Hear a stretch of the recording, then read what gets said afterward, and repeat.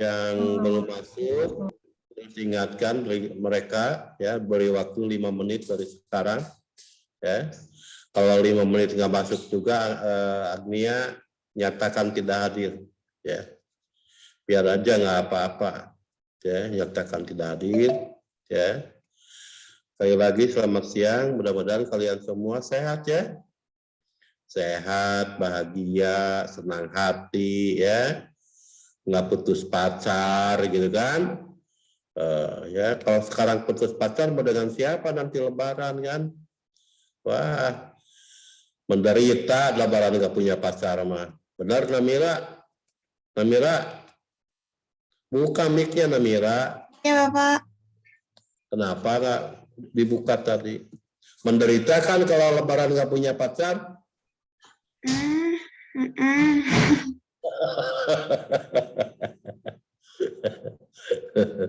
Menderita lebaran nggak punya pacar mah, hati-hati. Jangan sampai putus sekarang-sekarang ya. Tangguhkan sampai nanti bulan Mei ya gitu kan, untuk lebaran nih pacarnya. Ya oke, baik ya. Ya anak muda punya pacar kan biasa, harus ya. Masa sudah apa, sudah berdandan cantik-cantik pacarnya nggak ada. Ya oke. Baik ya. Terima kasih nih ya. Terus ya ikuti kuliah ini ya, sampai Anda merasa senang, ya, gitu kan? Ikuti sampai merasa senang ya. Ya yang tidak merasa senang itu saya bilang juga kalau ikut kuliahnya setengah hati ya. Jadi supaya ada rasa senang, kamu jangan melamun Amira. Ya, nah, turunkan tangannya itu masih melamun kamu teh. Nah, gitu. Nah, ya, oke. Ya. Oke. Ya, buatlah senang ya untuk mempelajari sesuatu yang harus dipelajari ya. Ya, gitu kan? Ya. Buatlah senang sesuatu yang harus dipelajari. Kalau Anda tidak membuat senang terhadap sesuatu yang harus dipelajari, ya akhirnya kan Anda menyiksa diri sendiri kan, gitu kan. Belum lagi nilainya jelek ya, gitu. Makanya ciptakan rasa senang, ciptakan perasaan penting dan membutuhkan ya, gitu terhadap mata kuliah itu ya. Ciptakan perasaan senang atau cari alasannya bahwa ini penting, gitu kan? Bahwa ini dibutuhkan oleh Anda, ya gitu kan? Ya, supaya Anda mau belajar. Ya. Banyak hal yang harus kita pelajari dalam hidup ini ya, gitu kan? Banyak hal yang harus kita pelajari dalam hidup ini ya. Sudah jelas sejumlah mata kuliah sesuai dengan bidang pilihan masing-masing ya. Kalau pendidikan ada sejumlah mata kuliah pendidikan gitu kan. Ada lagi ya kompetensi lain yang harus Anda miliki ya, hobi ya. Hobi juga harus pakai ilmu ya. Apa pentingnya Anda, apa keuntungan apa yang Anda peroleh dengan hobi tertentu, itu harus ada alasannya. Makanya pelajari dengan ilmu ya. Persahabatan itu juga harus pakai ilmu ya, harus banyak membaca ya. Kuliah supaya cepat selesai, bagaimana caranya, cari ilmunya ya. Cara mendapatkan pacar idaman, calon suami idaman, calon istri idaman, cari juga ilmunya ya. Ya kan Anda harus punya istri, harus punya suami pada waktunya ya. Ya kalau sekarang masih belum harus amat ya. Tapi ya kalau mau sih silakan saja ya. Tapi segalanya ya kalau mahasiswa itu harus dengan pertimbangan yang matang, pertimbangan yang komprehensif ya. Apa alasan Anda nikah ya? Kalau mau nikah itu harus ada penjelasannya ya. Gitu ya. Tapi bahwa Anda harus punya calon istri dan calon suami, itu kan sebuah keniscayaan ya. Bagaimana memilih istri, memilih suami ya, merencanakan hidup jangka panjang Ya, itu juga ya harus pakai ilmu ya. Lalu mencari apa kompetensi tambahan ya, umpamanya ada yang memelihara ikan apa yang warna-warni itu apa itu? Bapak buka mic-nya supaya ada yang jawab kalau Ikan cupang, Pak. Oh, ikan cupang, ikan apa lagi. Terus buka mic kamu, Bapak tanggung supaya kamu menjawab ya, kalau supaya ada menjawab kalau saya bertanya. Nurul, buka mic-nya. Nurul. Nah, gitu. Jadi supaya ada. Dito, buka. Rasi, Surya Negara. Ke atas itunya, kepalanya ke atas, jangan setengah. Rasi Surya Negara. Nah, ayo ke atas kepalanya. Ya. Masih apa sih? Kurang tinggi. Pasang itunya. Ya, ulasok setengah kamu. Oh, yang benar ya. Mana lagi ya. Rifki, naikkan tuh kameranya ya. Oke ya. Jadi on cam dan dengan tampilan yang benar ya. Tampilan yang benar yang bisa saya kenali wajah kalian ya. Pasti kenapa sih nggak bisa naik itu kameranya? Ya, Pak Yunus Basman, kamu jangan pakai foto ya. Wajah kamu yang asli yang tampil. Oke. Ya, semuanya. Ini siapa yang nyetel musik? Enggak, Pak, itu adik saya. Ya. Nanti musik mah kalau itu ya jeda antar sesi diskusi pakai musik ya. Oke. Adiknya kasih tahu dulu atulah deket-deket tadi ya, Dito. Ya, Pak. Ya, gitu ya. Nanti musiknya musik yang kita pilih, musik anak-anak mah kali itu Cina Ulin. Oke. Ya, jadi apapun kehidupan kita ya, Anda itu kan orang terpelajar ya. Kalau orang terpelajar mah ada penjelasan dengan pilihan-pilihan kita ya. Kita itu adalah orang terpelajar ya. Anda juga boleh demo, tapi jangan hanya ikut barisnya saja. Ya, apa alasan Anda ikut demo ya? Idealisme apa ya? Ini mah saya bukan melarang. Kalau kalian mau ikut demo, kalian harus paham pesan apa yang harus disampaikan gitu kan? Jangan sampai ikut demo tapi ditanya apa sih tujuan demo ini? Nyaho eta salah lo gitu teh ya. Jadi mahasiswa itu dalam segala tindakannya harus dilakukan dengan sadar, harus aware kalian itu bilangnya ya, harus aware ya. Setiap tindakan kita itu ya orang terpelajar itu harus aware ya. Maka setiap pilihan-pilihan itu harus ada alasan, harus jelas tujuan ya. Kenapa Putri kamu pakai foto yang kamu yang hidup mana? Ya. Iya Bapak, sebentar masih ganti device. Oh, begitu ya. Laptopnya lemot Pak. Oh, ya, oke. Ya gitu ya. Jadi kamu itu adalah komunitas terpelajar ya. Komunitas terpelajar ya, mahasiswa. Jadi makanya kalian juga harus punya prinsip dalam hidup ya. Harus punya prinsip dalam hidup. Jangan banyak iseng lah kalian mah, gitu kan? Kalian mah harus menjadi orang yang bisa mempertanggungjawabkan setiap tindakan, ya.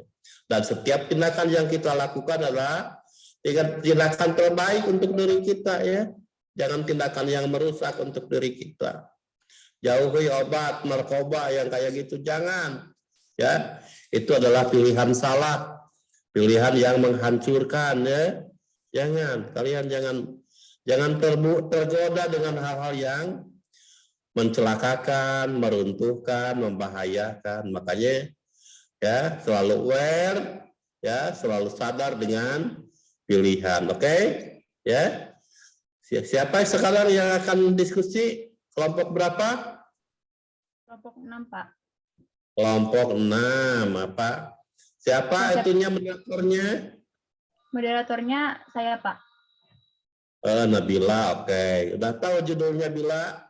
Konsep dasar bimbingan dan konseling, Pak. Bagus. Ya, kalau sudah tahu judulnya, benar moderator ya. Jangan jadi moderator, judulnya juga nggak tahu ya. Siapa yang akan menyajikannya? Kelompok 6, Pak, ada saya, ada Tegar, ada Adi Rafli, ada Ikna, dan ada Bayan. Ada berapa orang? Ada 5, Pak. Nabila sendiri termasuk kelompok di sini? Iya, Pak. Iya, Pak, betul. Oke. Ya, kalau 4 orang mah. Kalau 4 orang, moderatornya ngambil dari kelompok lain ya. Kalau 5 orang iya. mah boleh. Iya, Bapak.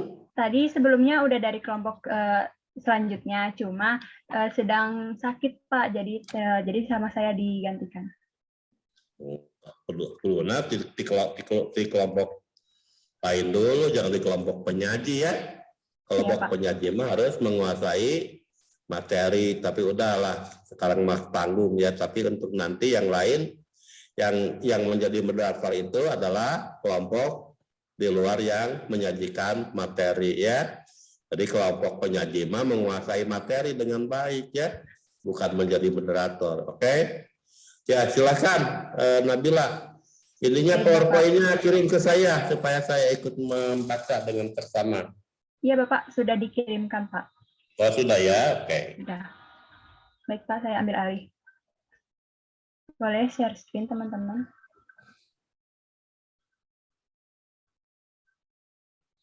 Belum ada, Nabila. Iya, Bapak. Sudah saya WA, Bapak. Diulang ke grup B kan ini?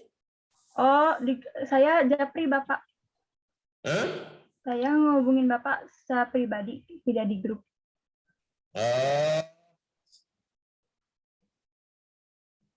Iya.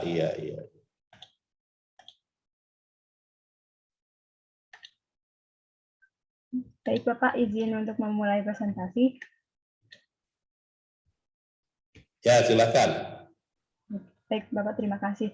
Assalamualaikum warahmatullahi wabarakatuh. Selamat siang semuanya. Yang terhormat Bapak Dr. Suherman MPD, selaku dosen pengampu pada mata kuliah Psikologi Pendidikan dan Bimbingan, serta teman sejawat kelas yang saya banggakan. Puji syukur marilah kita panjatkan kepada Allah Subhanahu wa Ta'ala, dan salawat serta salam semoga tetap tercurahkan kepada baginda Rasulullah Muhammad SAW. Nah, adapun topik yang akan kita bahas mengenai pada diskusi kali ini yaitu tentang konsep dasar bimbingan dan konseling. Saya, Nabila Putri Ananda, selaku moderator akan membimbing jalannya presentasi dan diskusi di pertemuan kali ini.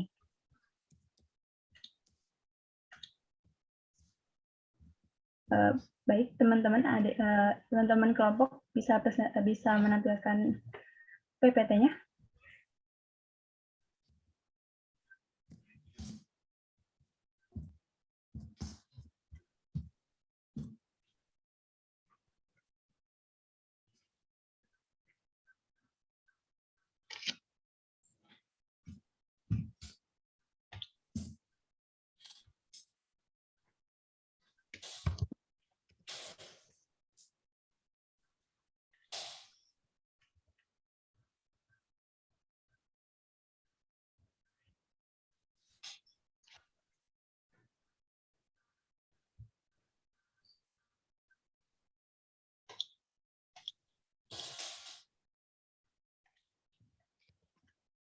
Nah, baik, dilanjutkan ya teman-teman. Nah, selanjutnya yaitu saya akan memperkenalkan anggota dari kelompok 6, yang dimana anggota terdiri dari Adi Rafli Ramdhani, Ikna Hafsah Fauziah, Nabila Putri Ananda, Nuswatina Bayani, dan Tegar Tasawijay. Next.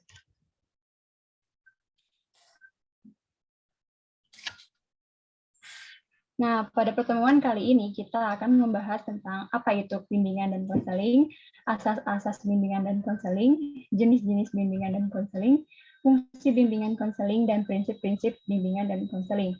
Nah, tanpa kita membuang waktu lagi, mari kita mulai pembahasannya. Next.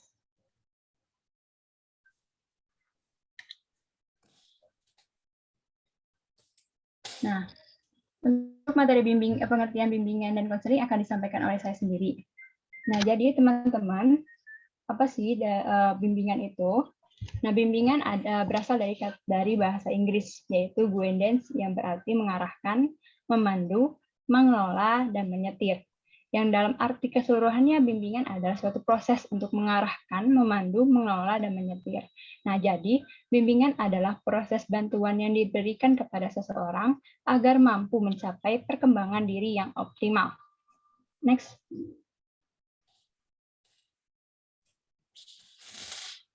Nah, kemudian ada pengertian konseling.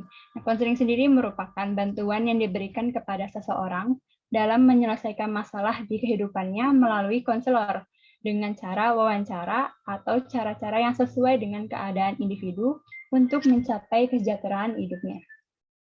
Next. Nah, lantas apa sih itu bimbingan dan konseling? Pakai ini ya kalau ngomong ini. Halo? Iya, Bapak. Harus pakai dan, bimbingan dan konseling, bukan bimbingan konseling ya. Baik, Pak. Jadi Nah, itu diganti itunya. Baik, Pak. Bimbingan dan konseling yang belum pakai dan harus dipakai dan. Untuk operator PPT mungkin boleh diganti terlebih dahulu.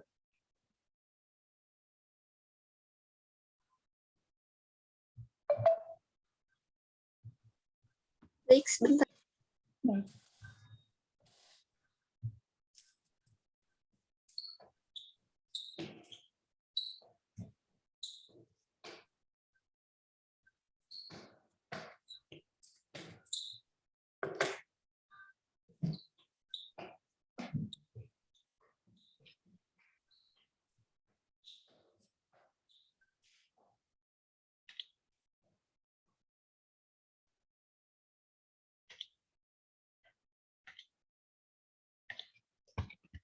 Baik, dilanjutkan ya teman-teman. Nah, jadi apa sih bimbingan dan konseling itu? Nah, bimbingan dan konseling merupakan upaya terintegral dan tak terpisahkan dalam memberikan bantuan bimbingan kepada seseorang untuk keluar dari permasalahan yang dihadapinya, serta bisa diterapkan oleh orang tersebut dalam berpikir maupun bertindak. Nah, dalam bimbingan dan konseling sendiri memiliki tujuan, yaitu mengadakan perubahan perilaku pada klien sehingga memungkinkan hidupnya lebih produktif dan memuaskan. Kemudian dapat menyelesaikan masalah, kemudian mencapai keefektifan pribadi orang tersebut dan mendorong seseorang tersebut untuk mengambil keputusan yang penting bagi dirinya sendiri. Next.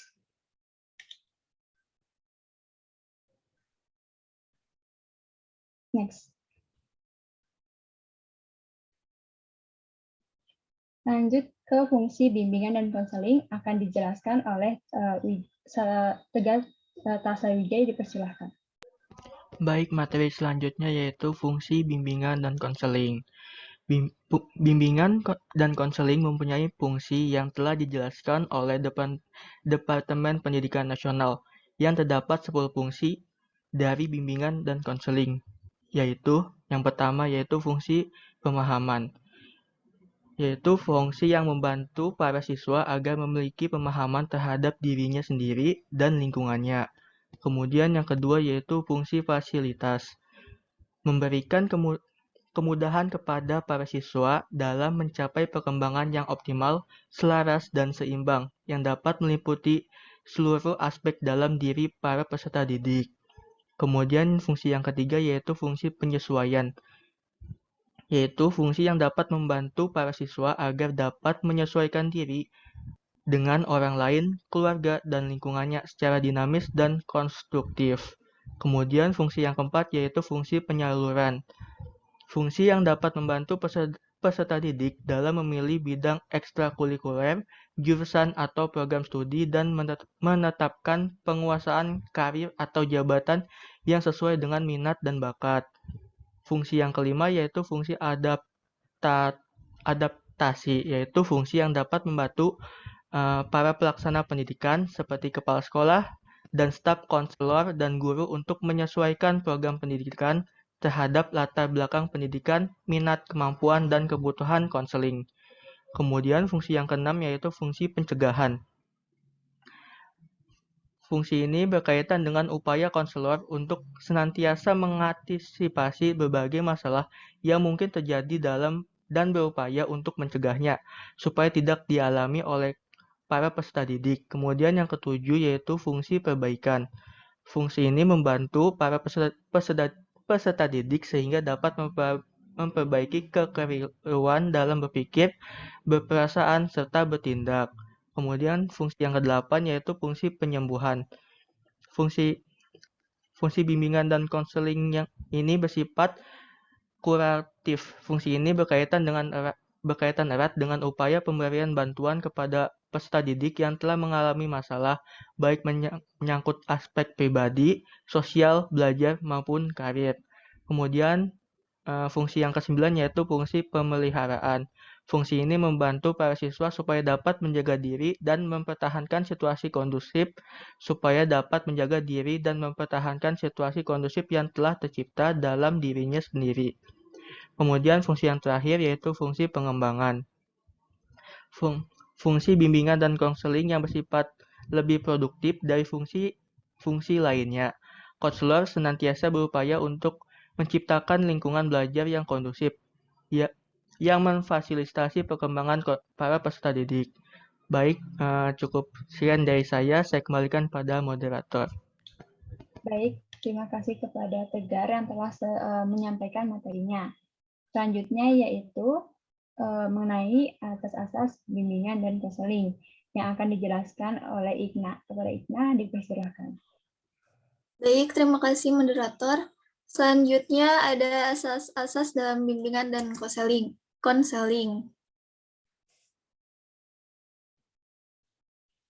Terdapat 12 asas. Yang pertama ada asas kerahasiaan. Dalam asas ini menuntut dirahasiakannya data dan keterangan klien yang menjadi sasaran layanan, yaitu data atau keterangan yang tidak layak diketahui orang lain. Berdasarkan asas ini, konselor berkewajiban penuh memelihara dan menjaga seluruh data keterangan tersebut sehingga kerahasiaannya terjamin. Lalu yang kedua ada asas kesukarelaan. Asas ini menghendaki adanya kesukaan dan kerelaan klien dalam mengikuti dan menjalani proses layanan yang diperlukan baginya.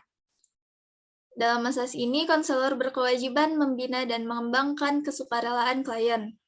Lalu yang ketiga ada asas keterbukaan, yaitu asas yang menghendaki agar klien yang menjadi sasaran layanan bersikap terbuka dan tidak berpura-pura, baik dalam memberikan keterangan tentang dirinya sendiri maupun dalam menerima berbagai informasi dan materi dari luar yang berguna bagi mengembangkan dirinya.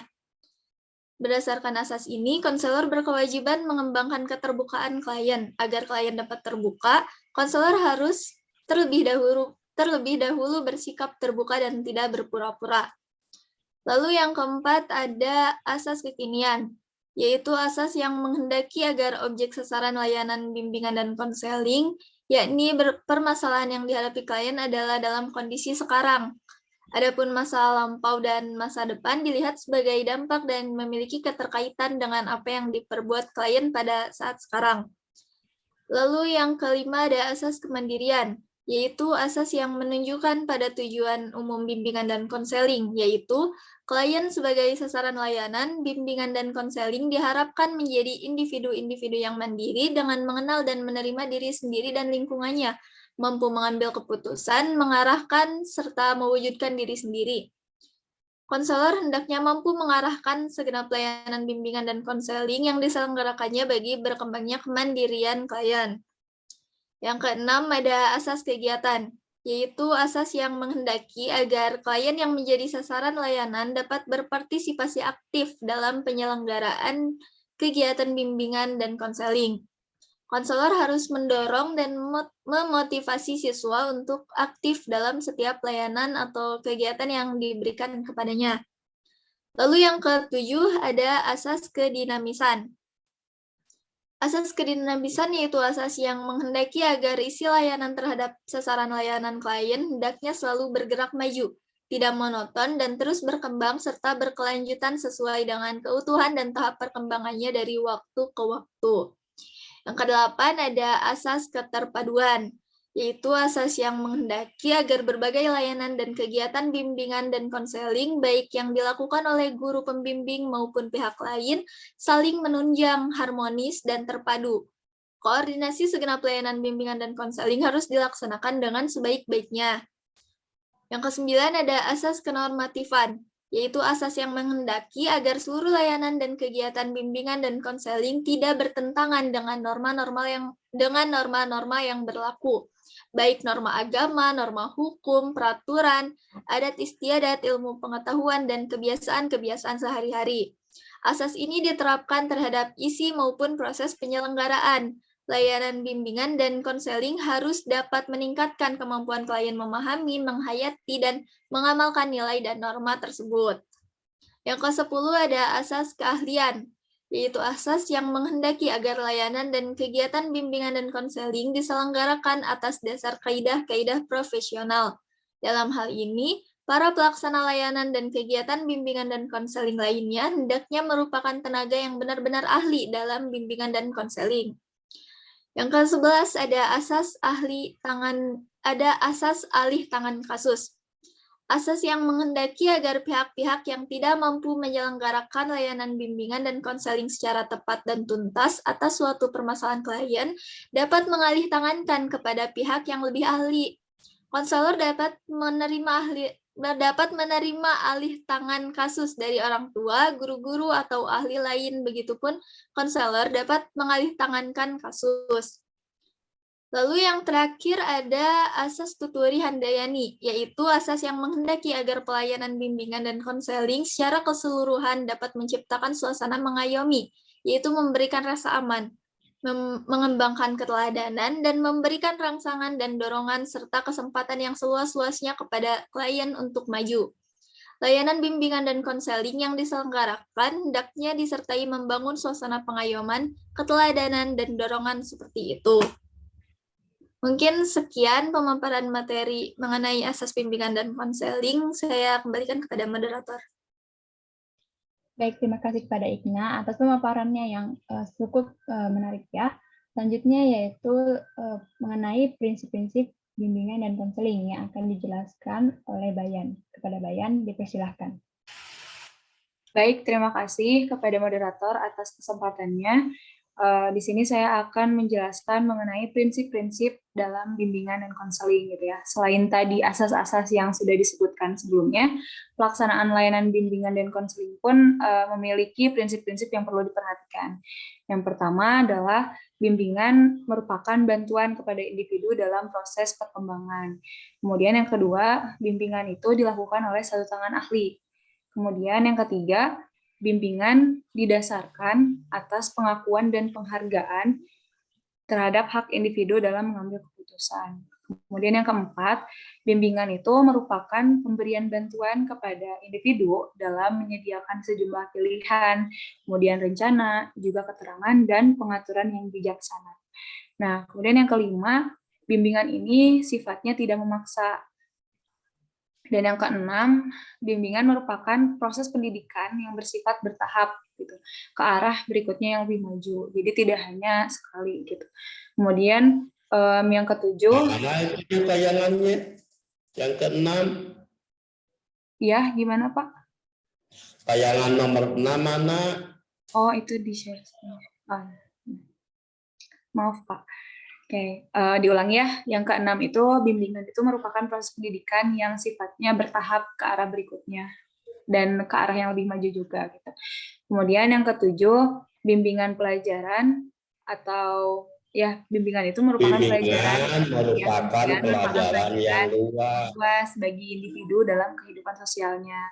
Kemudian yang kedelapan, bimbingan itu akan berfungsi dengan baik gitu ya jika semua personel pendidikannya itu aktif gitu dalam menjalankan tugasnya. Personel pendidikan kan semua yang ada dalam pendidikan itu ya seperti konselor, kepala sekolah, terus nanti yang ada guru, nasihat akademik dan lain sebagainya gitu. Sampai orang tua pun harus aktif gitu dalam menjalankan tugasnya. Kemudian yang ke-9 itu bimbingan disediakan atau dilaksanakan adalah untuk membantu gitu ya, untuk membantu klien dalam menjalani kenyataan hidupnya yang terbaik. Kemudian yang terakhir, yaitu yang ke-10, bimbingan itu merupakan bagian dari program pendidikan yang diberikan secara individual maupun sosial. Gitu. Mungkin itu prinsip-prinsip yang harus diperhatikan dalam bimbingan konseling gitu ya. Segitu saja. Bimbingan dan konseling. Bimbingan konseling. Ya. Bimbingan dan konseling. Oh iya, bimbingan dan konseling. Ya. Jadi ya itu tadi ya prinsip-prinsip yang harus diperhatikan dalam bimbingan, dalam pelaksanaan layanan bimbingan dan konseling. Untuk itu saya serahkan kembali kepada moderator. Terima kasih. Baik, terima kasih kepada Bayan yang telah memaparkan materi dari prinsip-prinsip bimbingan dan konseling. Selanjutnya yaitu jenis-jenis bimbingan dan konseling yang akan dijelaskan kepada jenis-jenis layanan bimbingan dan konseling. Selanjutnya yaitu jenis-jenis layanan bimbingan dan konseling yang akan dijelaskan kepada Ganti dulu. Baik, kepada tambahkan dulu layanan. Tambahkan dulu. Baik, Supaya Bapak tidak singkat. salah. Ya, pakai layanan.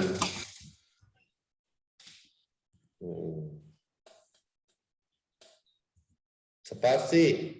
Nah, gitu. Oke. Jenis-jenis layanan bimbingan dan konseling. Baik, dilanjut ya Bapak dan teman-teman. Materi selanjutnya yaitu jenis-jenis layanan bimbingan dan konseling yang akan dijelaskan dari Adi. Kepada Adi, dipersilahkan. Baik, terima kasih moderator atas kesempatannya. Jenis-jenis layanan BK, sekarang singkat. Jenis-jenis layanan BK. Baik, Bapak. Tambahkan dulu, ditulis dulu.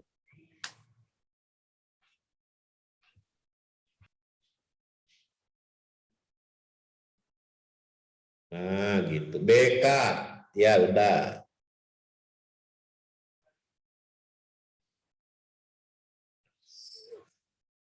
Ya, lanjutkan. Oke, baik, saya lanjutkan. Jenis-jenis layanan pada bimbingan dan konseling dasarnya merupakan pakai pada. Jenis-jenis layanan bimbingan dan konseling. Jenis-jenis layanan bimbingan dan konseling pada dasarnya merupakan operasionalisasi dari konsep bimbingan dan konseling dalam rangka memenuhi berbagai asas, prinsip, fungsi, dan tujuan bimbingan dan konseling. Dalam perspektif kebijakan pendidikan nasional saat ini, terdapat 10 layanan, namun sangat mungkin ke depannya akan semakin berkembang, baik dalam jenis layanan maupun kegiatan pendukung. Para ahli bimbingan dan konseling di Indonesia saat ini sudah mulai meluncurkan 2 jenis layanan baru, yaitu layanan konsultasi dan layanan mediasi. Namun, kedua layanan ini belum dijadikan sebagai kebijakan formal dalam sistem pendidikan di sekolah. Untuk lebih jelasnya, di bawah ini akan diuraikan jenis-jenis layanan bimbingan dan konseling yang saat ini diterapkan dalam pendidikan nasional. Yang pertama yaitu ada layanan orientasi. Layanan orientasi merupakan layanan yang memungkinkan peserta didik memahami lingkungan baru, terutama lingkungan sekolah dan objek-objek yang dipelajari, untuk mempermudah dan memperlancar berperannya peserta didik di lingkungan yang baru itu. Tujuan layanan orientasi adalah agar peserta didik dapat beradaptasi dan menyesuaikan diri dengan lingkungan baru secara tepat dan memadai, yang berfungsi untuk pencegahan dan pemahaman. Lalu yang kedua adalah layanan informasi. Layanan informasi adalah layanan yang memungkinkan peserta didik menerima dan memahami berbagai informasi seperti informasi diri, sosial, belajar, pergaulan, karir, dan pendidikan lanjutan. Tujuan layanan informasi adalah membantu peserta didik agar dapat mengambil keputusan secara tepat tentang sesuatu dalam bidang pribadi, sosial, belajar, maupun karir berdasarkan informasi yang diperolehnya yang memadai. Lalu yang ketiga ada layanan pembelajaran. Layanan pembelajaran merupakan layanan yang memungkinkan peserta didik mengembangkan sikap dan kebiasaan belajar yang baik dalam menguasai materi belajar atau penguasaan kompetensi yang cocok dengan kecepatan dan kemampuan dirinya serta berbagai aspek tujuan dan kegiatan belajar lainnya. Dengan tujuan agar peserta didik dapat mengembangkan sikap dan kebiasaan belajar yang baik. Lalu yang keempat ada layanan penempatan dan penyaluran. Layanan penempatan dan penyaluran merupakan layanan yang memungkinkan peserta didik memperoleh penempatan dan penyaluran di dalam kelas, kelompok belajar, jurusan, program studi, program latihan, atau magang. Sesuai dengan potensi, bakat, minat, serta kondisi pribadinya, dengan tujuan agar peserta didik mengembangkan segenap bakat, minat, dan segenap potensi lainnya. Layanan penempatan dan penyaluran berfungsi untuk pengembangan. Lalu yang kelima ada layanan penguasaan konten. Layanan penguasaan konten merupakan layanan yang membantu peserta didik menguasai konten tertentu, terutama kompetensi dan atau kebiasaan yang berguna dalam kehidupan di sekolah, keluarga, dan masyarakat. Boleh di next.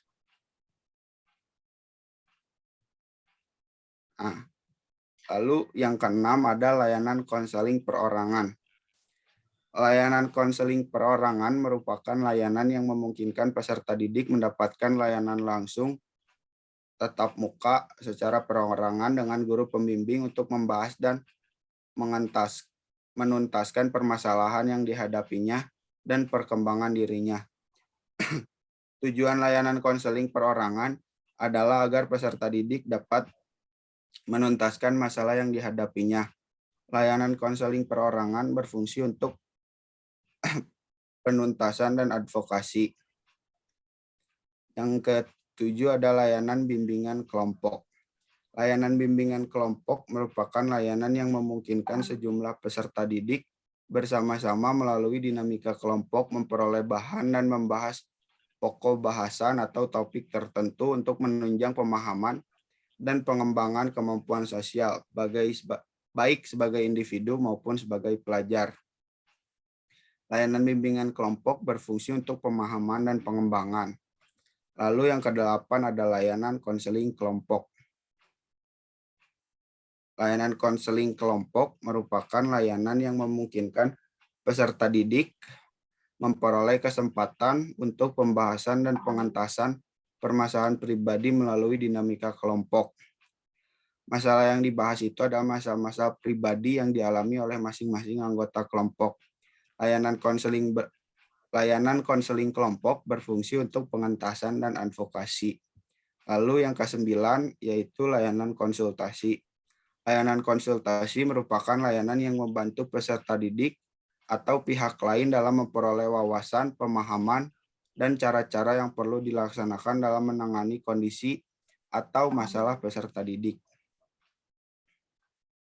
Pengertian konsultasi dalam program BK adalah sebagai suatu proses penyediaan bantuan teknis untuk konselor, orang tua, administrator, dan konselor lainnya dalam mengidentifikasi dan memperbaiki masalah yang membatasi efektivitas peserta didik atau sekolah, konseling atau psikoterapi, sebab konsultasi tidak merupakan layanan yang ditunjukkan kepada klien, tetapi secara tidak langsung melayani klien melalui bantuan yang diberikan orang lain. Nah, yang terakhir itu ada layanan mediasi.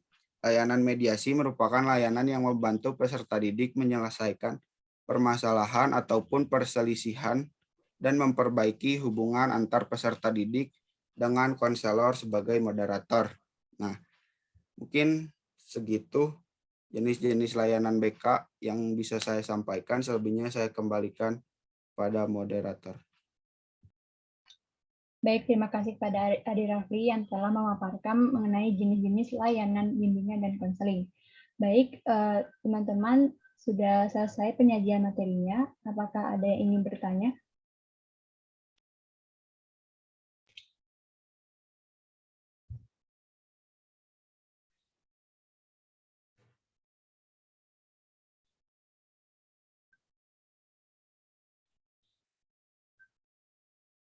Baik, di sini sudah ada Agnia dan Ade. Kepada Agnia dipersilakan.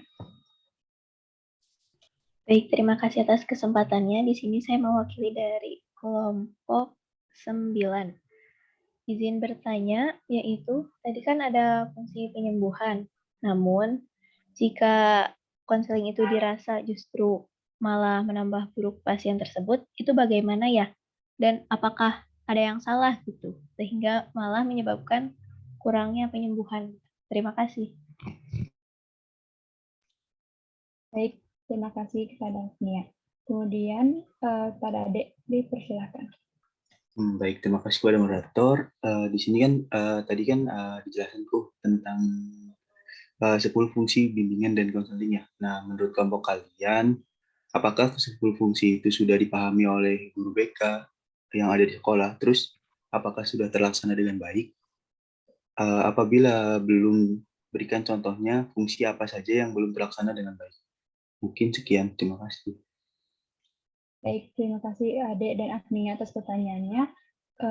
Baik, izinkan kami kelompok 6 untuk berdiskusi mengenai jawaban yang akan disampaikan. Terima kasih.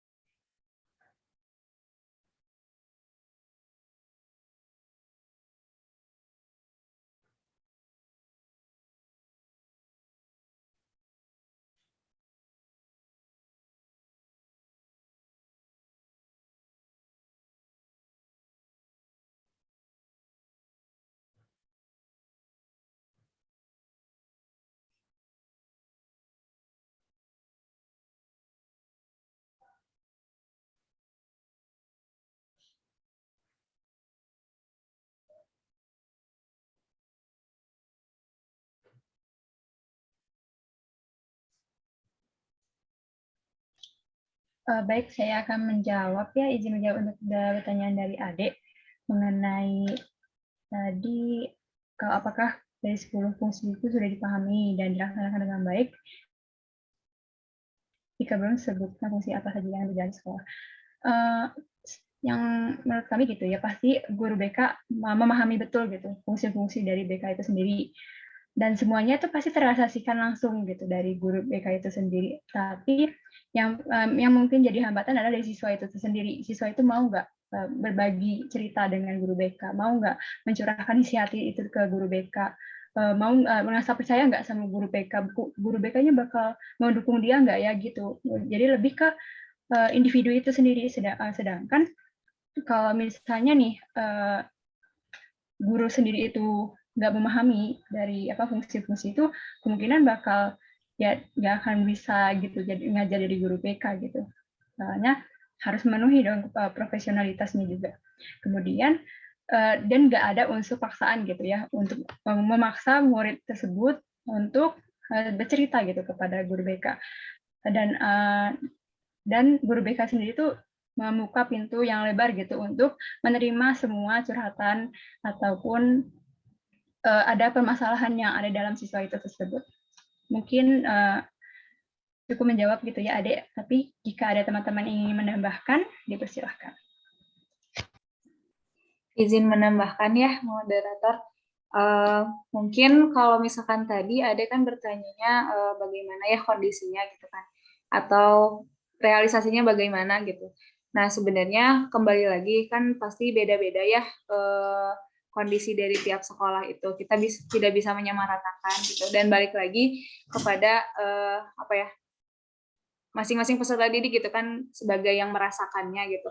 Nah, tapi yang perlu diingat itu tadi benar yang kata Nabila bahwa pada prinsipnya guru BK itu harus memahami gitu fungsi-fungsinya karena betul ketika dia tidak memahami fungsi-fungsinya dan hal-hal terkait BK-nya itu saya kira kurang etis lah gitu ya ketika dia dijadikan sebagai guru BK gitu, dan pasti sekolah pun akan mempertimbangkan gitu bagaimana dia menjalankan fungsinya sebagai guru BK itu. Mungkin seperti itu. Terima kasih moderator. Baik, kepada Bain terima kasih. Bagaimana Adik? Baik. Sudah cukup. Baik, terima kasih Adik.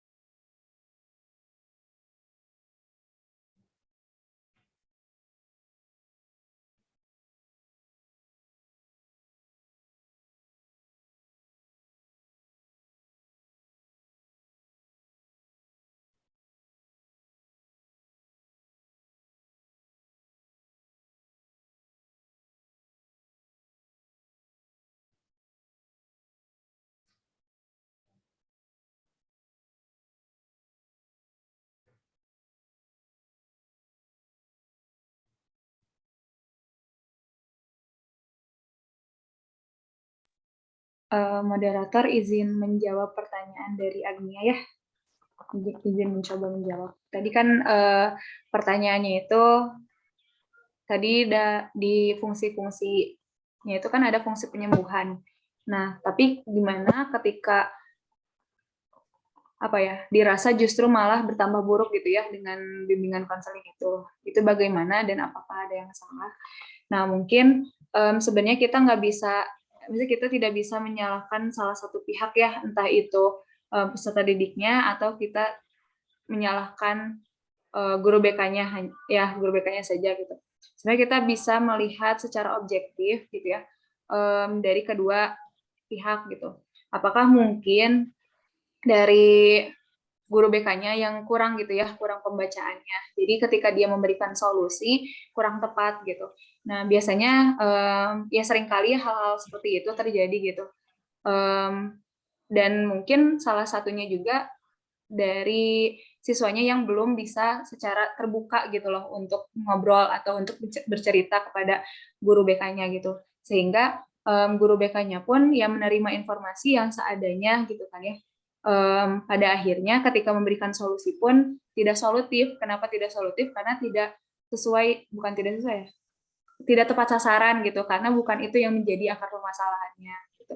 Jadi mungkin dua pihak itu pasti saling berkesinambungan lah gitu, ada korelasinya, saling berhubungan gitu. Mungkin dari dari kami seperti itu. Sekian, terima kasih moderator.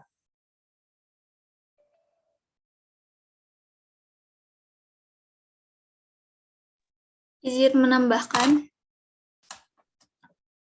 Ya baik, dipersilahkan Igna. Ya, seorang konselor ketika sudah memberikan layanan kepada kliennya, otomatis tidak langsung ya udah gitu ditinggalin aja, tapi harus dilihat dulu nih hasilnya ke depannya kayak gimana setelah diberikan layanan, apakah memburuk atau menjadi lebih baik gitu. Nah, ketika memburuk berarti harus di sini fungsi ada evaluasi. Apa nih yang salah saat pemberian layanan gitu. Nah, jika memang ternyata udah dievaluasi dan udah diperbaiki gitu kayak solusinya, berarti nanti layanan selanjutnya misalkan kayak gimana misalkan kan gitu. Terus jika memang tidak bisa, tidak tuntas gitu di kasus tersebut tidak tuntas, kan berdasarkan asas yang tadi, asas ke-11 ada asas alih tangan kasus. Bisa dialihkan kepada yang lain gitu. Siapa tahu ya jika konselor tersebut merasa sudah tidak, ya katakanlah sudah tidak sanggup gitu menangani kasus tersebut, tidak menemukan solusi, jadi bisa dialih tangankan. Mungkin seperti itu dari saya. Izin menambahkan dikit lagi ya, Bu Moderator. Tadi mungkin melengkapi dari yang Igna tadi ya disampaikan tentang ketika menjalankan bimbingan itu tidak hanya sampai di situ gitu kan, pasti akan dilihat ya terus-menerus gitu ya. Maksudnya terus dipantau, terus dimonitoring gitu. Nah, mungkin itu ya izin menambahkan aja sedikit sesuai dengan prinsip ya gitu ya. Balik lagi ke prinsip tadi, di mana prinsip-prinsip bimbingan dan konseling itu, prinsip-prinsip layanan bimbingan dan konseling itu ada di poin ke-6, yang dimana bimbingan itu merupakan proses pendidikan yang sifatnya itu bertahap gitu, bertahap ke arah berikutnya yang lebih maju, di mana berarti kan tidak hanya sekali atau 2 kali, tapi sampai memang teratasi lah masalahnya gitu. Nah, berarti tadi mungkin memang ada kesalahan dan kesalahannya perlu dikaji lagi. Sekian, terima kasih Bu Moderator. Baik, terima kasih kepada Igna dan Bayan yang sudah menjawab cukup sudah dipahami ya teman-teman. Bagaimana Nia? Ya, sudah cukup. Terima kasih. Baik, terima kasih kepada Agnia dan Ade yang sudah bertanya. Nah, bagi teman-teman yang ingin bertanya, dipersilakan.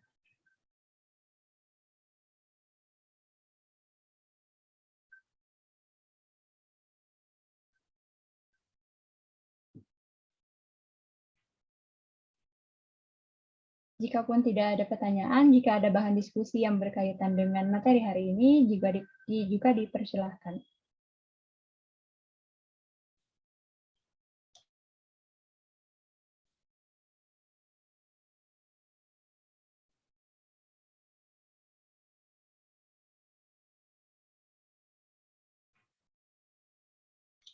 Baik, jika memang tidak ada yang ingin ditambahkan ataupun yang disampaikan lagi oleh teman-teman semua, izinkan saya sebagai moderator untuk menyampaikan kesimpulan dari materi hari ini.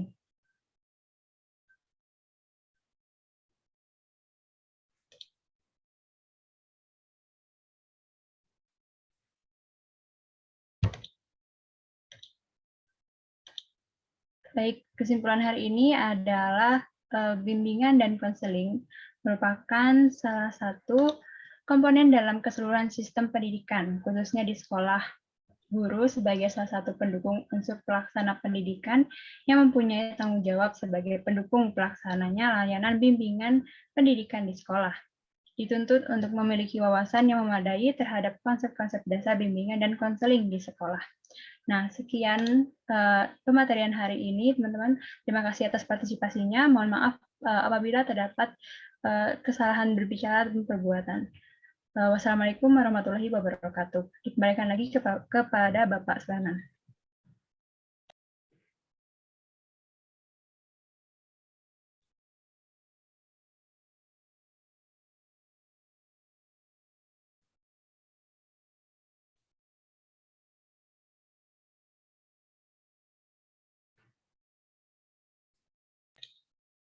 Halo Bapak.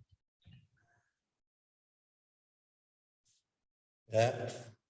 Ya Bapak, sudah selesai Bapak. Non, sudah pada paham?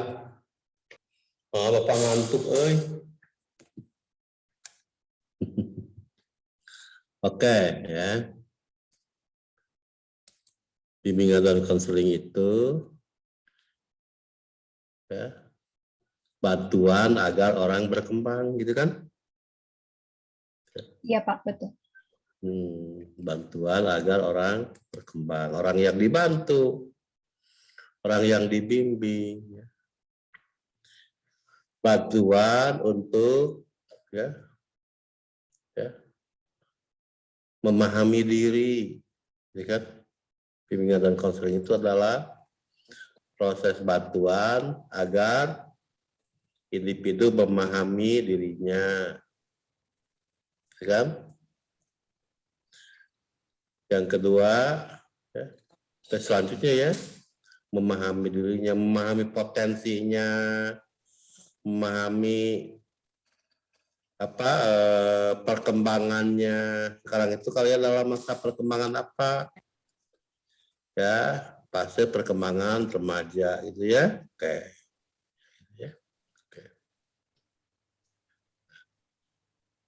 Yang ketiga, selanjutnya bimbingan itu merupakan bantuan kepada individu ya, agar dapat menjalani kehidupannya secara efektif, produktif, dan bahagia. Tulis atuh aitannya homa ya, gitu ya. Harus punya buku catatan kuliahnya, di catatan pada kuliah ya. Ya makanya harus ada kali periksa ke Bapak Magera. Ya. Buku bacaannya harus punya, buku catatan kuliahnya harus ada ya. Nah, bimbingan dan konseling itu adalah bantuan agar individu ya dapat menjalani kehidupannya secara efektif, produktif, dan bahagia. Itu ya. Guru BK berbeda dengan guru mata pelajaran. Jadi guru BK bukan ngajar tugasnya ya.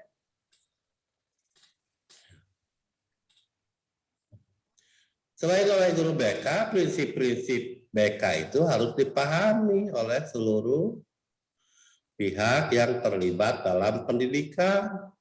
Ya. Komo guru mata pelajaran ya. Ya, orang-orang yang terlibat dalam pengembangan teknologi pendidikan harus tahu bimbingan dan konseling. Ya, jadi bimbingan dan konseling itu adalah bantuan agar individu ya, dapat menjalani kehidupannya secara efektif, produktif, dan bahagia. Jadi dalam bimbingan dan konseling kebahagiaan kan merupakan tujuan, tapi kebahagiaan yang benarnya itu ya, kebahagiaan yang mematuhi norma dan aturan, bukan kebahagiaan untuk menabrak aturan ya, kebahagiaan yang dilandasi oleh kepatuhan terhadap aturan. Cara kerja guru BK itu berbeda dengan guru mata pelajarannya. Maka guru BK sifatnya membimbing, mengajak, menasehati ya. Bahkan menasehati juga tidak terlalu utama ya, karena bimbingan dan konseling bantuan untuk bantuan agar individu dapat memahami dirinya. Kalau individu itu beda-beda, mana itu bisa diajarkan ya. Setiap orang itu beda-beda ya, potensinya, kepribadiannya, karakternya, bakatnya, minatnya kan beda-beda ya.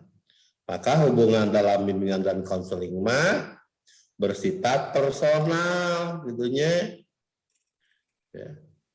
Orang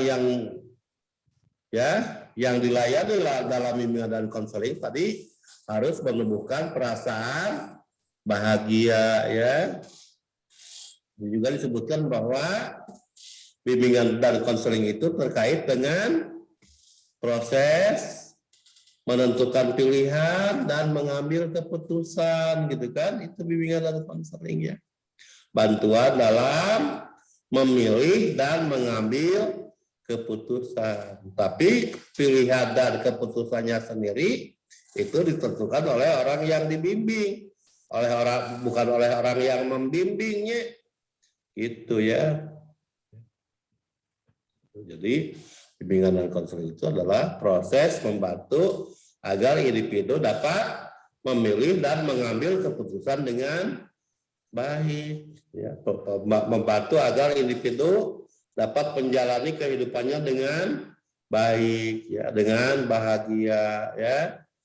Membantu interaksi dengan orang lain, itu juga bimbingan ya. Karena orang yang salah dalam berinteraksi dengan orang lain akan mengalami hambatan dalam hidupnya ya.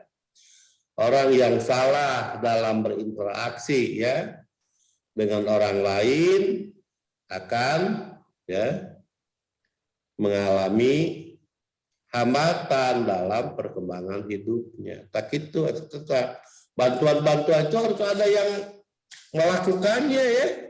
Bimbingan-bimbingan tadi harus ada yang melakukannya di sekolah. Ya. Tugas itu sekarang itu diemban oleh guru BK tugas utamanya. Namun prinsip-prinsipnya pemahaman BK itu harus dimiliki oleh pihak-pihak yang terlibat dalam pendidikan di sekolah. Ya gitu kan. Orang tua harus paham, ya. Guru-guru mata pelajaran harus paham, kepala sekolah, wali kelas, ya. Itu harus paham. Ya. Kalian juga harus paham. Ya. Untuk apa bimbingan dan konseling diselenggarakan di sekolah? Nah begitu ya, paham nggak? Mengerti? Ya. Ya, baca bukunya ya. Baik, Pak. Baca bukunya Agnia ya. Ya, jadi kalau kuliah mah harus mau membaca buku ya. Ya. Kuliah mah kayak kangenan aja gitu kan. Gitu. Masa sih kuliah tidak kenal dengan teman, tidak kenal dengan dosen, kumaha atuh ya. Jadi yang belajar mah Anda sendiri ya. Anda belajar baca ya sampai paham apa sih pembimbingan dan konseling itu, apa sih pentingnya bimbingan dan konseling itu, siapa sih yang melaksanakan tugas bimbingan dan konseling ya. Siapa yang harus memahami bimbingan dan konseling begitu ya. Oke, baca lagi itunya PPT-nya ya, PowerPoint-nya ya. Udah, kuliahnya nggak usah dihabiskan waktunya. Ya, ada 25 menit lagi. Ya, gitu. Baca saja selanjutnya namanya. Sudah, tadi kelompok 6 sudah bagus ya dalam memaparkan materi diskusinya ya, pengertian ya. Pengertian bimbingan dan konseling itu apa? Tujuannya apa, prinsip-prinsipnya apa, gitu kan? Jenis layanannya apa saja, pahami itu, ya, sampai mengerti ya, gitu, ya.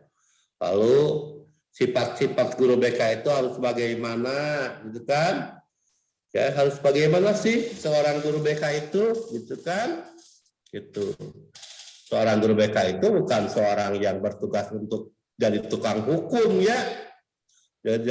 Tugas guru BK itu bukan jadi tukang menghukum ya, bukan. Salah tuh ya. Kalau ada memahami bahwa tugas guru BK itu adalah untuk menghukum siswa-siswa yang kesiangan. Ya. Untuk menghukum siswa-siswa yang gondrong.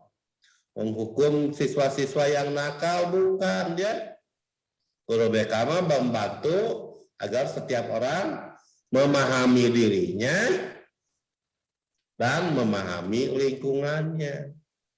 Ya, bahkan membantu agar setiap orang memiliki tujuan dalam hidupnya, ya. Ya, tugas bimbingan dan konseling itu, ya, agar memahami dirinya, memahami lingkungannya, gitu kan, membantu agar hidup ini bermakna, berguna, gitu kan, membantu agar hidup ini bahagia, membantu untuk mengambil keputusan, ya, gitu, ya, mengambil keputusan dalam bidang pendidikan, dalam bidang pekerjaan, dalam bidang-bidang kepentingan pribadi, itu juga harus dibantu, ya. Paham? Dapat?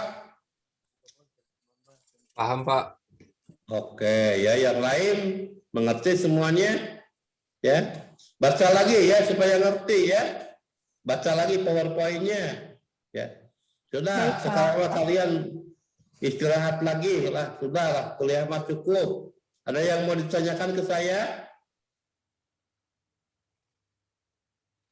Nggak ada, sok dipoto lah.